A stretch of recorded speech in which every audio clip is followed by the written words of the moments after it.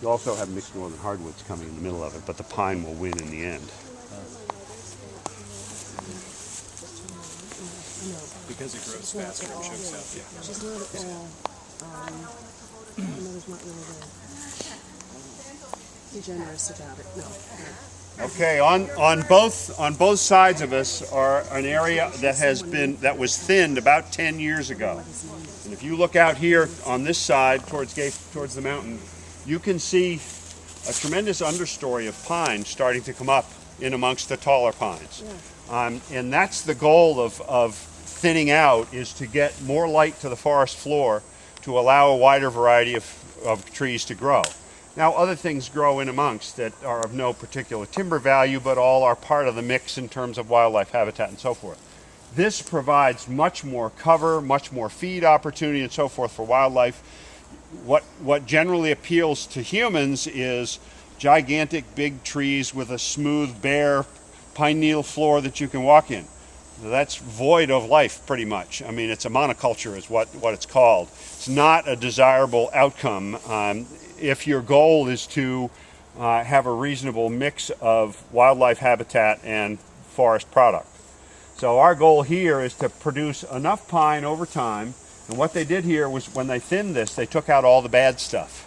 Everything that was crooked, everything that had a double top or anything like that, they cut it out and left only really good trees, so that the trees that would seed in, be the source of the next generation, would be the better quality, straighter growing trees. And that's generally the way you try to manage. Is the first thing you want to do is cut out the junk. And then, and you'll see down below what happens when this goes for a long period of time. It'll be park-like. You'll think it's cool, but anyway. Lightning strikes? Huh? Lightning strikes? No. Some, but that's not a big deal. I mean, Whereas it is over there. it is over there because those are the only ones. Yeah. Cancer tree, does that spread? Does it spread? Hasn't. It's been like that for 10 years. Okay, so it doesn't affect other trees. Not that I'm aware of. It's not like witch's broom and Yeah. Right. it's not apparent anywhere else. And this was thinned? This was thinned over here as well. I mean, now you can see downstream. there's some blowdown, and we basically I come through every spring, and chainsaw out anything that's in the way, and this has been mowed once with a tractor, and now I can come all the way around with the tractor. That's awesome. Yeah. And do you have an apprentice who's learning all this? No, but I hope to soon. Yeah, good. They're in training right now, but they don't know it. Okay, have fun. It's all right? All right, Are they with us today? I'll get this all on. They know who you are. Okay, see you later. This is the split in the woods roads.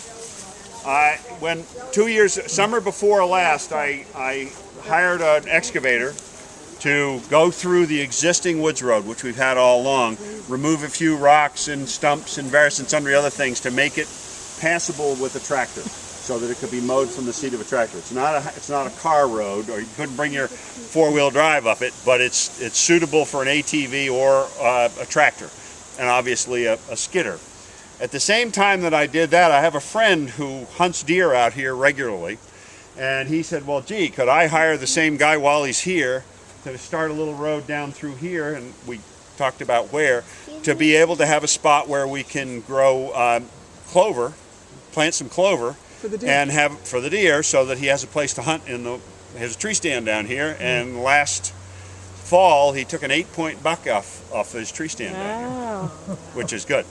So that was the start of this woods road. So now we're going to go down here, see the new woods road, go through the stand of pine that's going to be cut next. If anybody has the inclination, we can walk over to the old sugar house and so forth. And so let's go. But Where does this watch road your go? footing. This is uneven ground, so don't assume that everything. This goes all the way down to the road. Does that? Is that way to the beach? Yep, it's that way. This is the short way of Good question, Oliver. Not sure everybody heard that. Yeah, but This is the new short path to the beach if you're in a hurry. because The other I path is should know because I've been down this path before, I know. and I went to long path too. Right. Whoa! I bet Steven would have to go very slow downhill. Yep.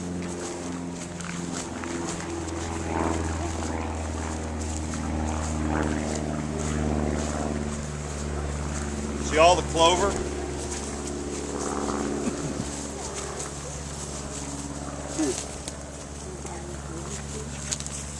Any four-leaf clovers there, Oliver?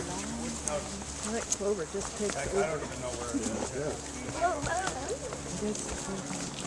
This is where the new road was cut yesterday. Well, we cut it several weeks ago, but where the excavator came through is right down here. And what's down this way, Peter? The tree stand. That's it. That's the Just tree goes stand. over to the property boundary, and that's the end of it.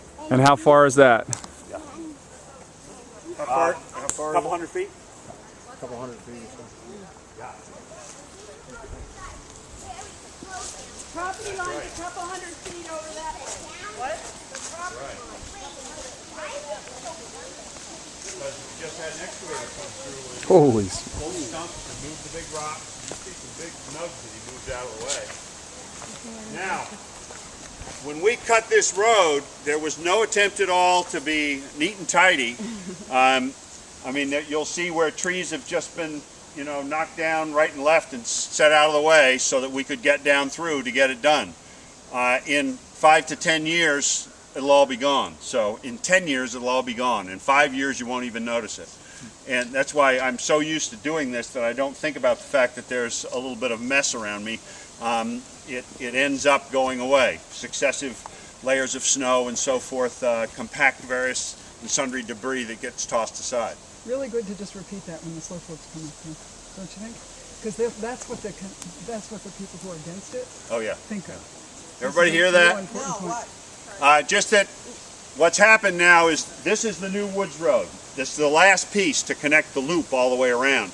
And it's a little, you'll see it's a little untidy on the sides where we've just cut stuff and thrown it aside in order to make a way to get in. And the excavator every once in a while came across a tree he couldn't get by, so it got moved. And it will all look fairly normal in 5 or 6 years. In 10 years, it'll all be gone. You won't even notice it because it all rots down in, successive layers of snow compress it, and so forth. So right now, this has not been seeded yet. This was only completed yesterday afternoon. Wow. So I will go through this week and seed this so that grass will grow to hold it together. But hopefully there's no erosion. And Pete, how come the excavator made a mess? That's what excavators do. It digs down and it makes a fresh way, Oliver, and it has to move things out See of the the big way. rocks? You have to get the big rocks out of the way. That's why it makes a mess. You'll see lots of rocks. Stumps had to come out, old wood. Look there. See the excavator did that? The excavator Yeah, too soft to come down here now. made out of metal. activator. Why the excavator is such a mess? You used to be as cute as that. He's even cuter. Excavator. It's like an escalator. All stuff that moves. That moves is metal.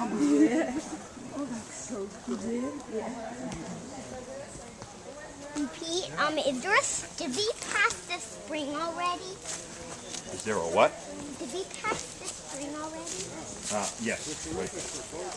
Yeah, that's a... You okay, Sorry, Kathy? that's the end That's of all that right. part I'm of glad the I was there for you. Me too. Pete, Now part of the picking of this route was to make it reasonably interesting for cross-country skiing and snow machines. Snow machines to make a track to cross-country skiing and then cross-country skiing afterwards. So it kind of meanders around and follows a route that I think is, kind of fun. And Can the logging trucks do that? no, this isn't for logging trucks. This is for skidders. No trucks will come up this. Got it. Only the heavy machinery that removes timber. So Pete, this is the area where the people who are cross-country skiing down here go off into here and fall down, pick themselves up again, and move off the other That's direction. right. There you go. That's why this is free here. You just give it a break for a second.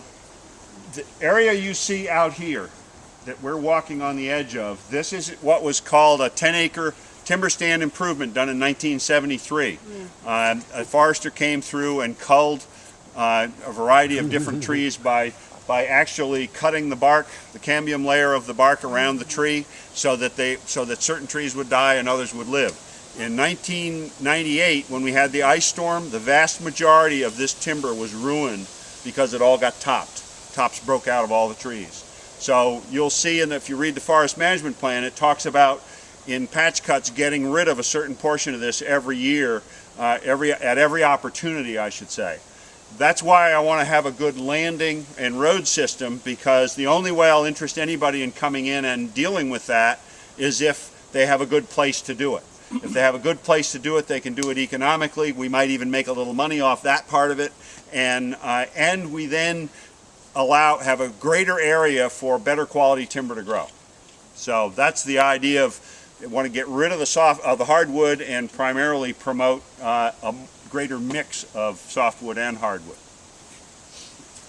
And Pete, Yes. where did they move the excavator? I think it's down the bottom of the hill. We'll probably see it. Yeah, but you never know. I don't know. You might see it. But you never know. You never know, right? Because Pete, you didn't drive it, right? No, I didn't drive it. You can only... I don't think Stan drives it. Nope. No, a guy named Kevin drove it. What? A guy named Kevin drove it.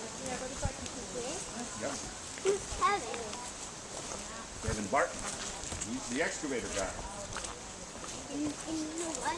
Maybe it's down by the sugar house, the excavator. Nope, it's down by the highway. Is he a relative? No. To Bud Barton? No, no relation whatsoever. Wait. But when are we going to... Okay, wait a second now. Not every second. You gotta wait a few seconds between questions. This wall is the easterlymost boundary of the property. Remember I told you that it starts all the way up there at the road, comes down by the Todds and the Hugheses and so forth, and this is that same boundary. This continues on down, there's a gap in the wall, and then the wall starts up again, and at the end of that second bit of wall is an iron pipe that you can't miss that sticks up, and that's the corner. It then turns and heads over that way. And we'll see the other end of that when we go to look for the sugar house. All right, come on, let's go. And Pete,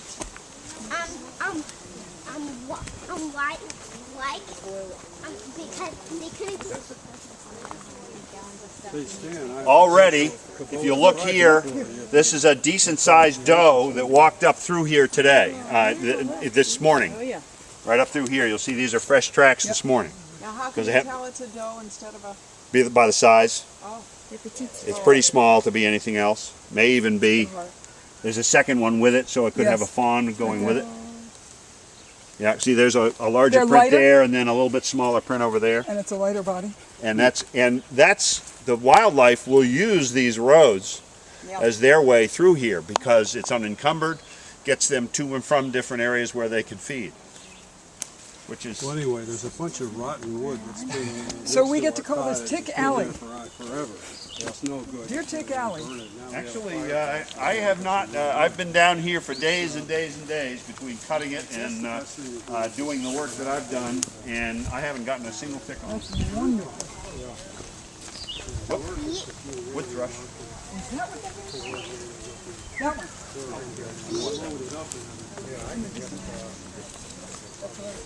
Hey Pete, Yeah. because nobody could get past the excavator because it's so big. That's right. Here's some more marks, Peter. Yep. Yep. See how quick they start to use it? Yeah, it must be getting... He's going to be here for Sunday. Oh, catch up with Devin. All right. Sure is. Couldn't do it with anything else. This is probably the roughest spot on the road here. What's all the way up here? Where? Oh, more woods. Whoa, you're right. Was this... See these? None of these. He moved all of these. Was this a that one stone there? wall? No, this was just bones. And he moved that one up there? Yeah. You guys, the excavator moved these. Rocks? Yeah. That's the new big rock. That's the biggest rock that At least 6,000 pounds. Look at that. Yeah. How about this, you guys?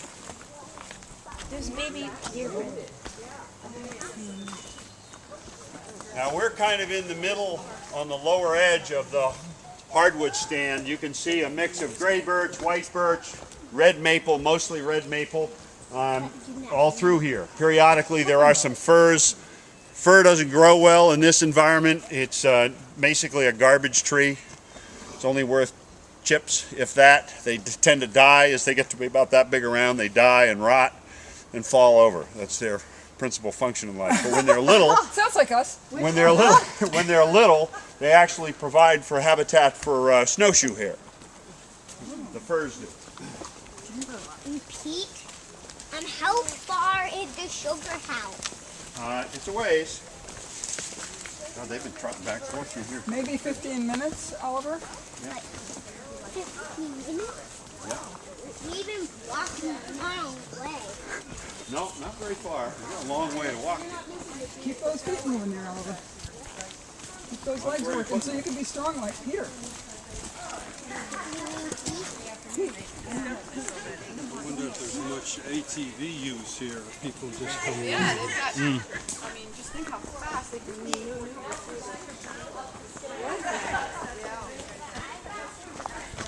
Say, Mark, I'm just talking.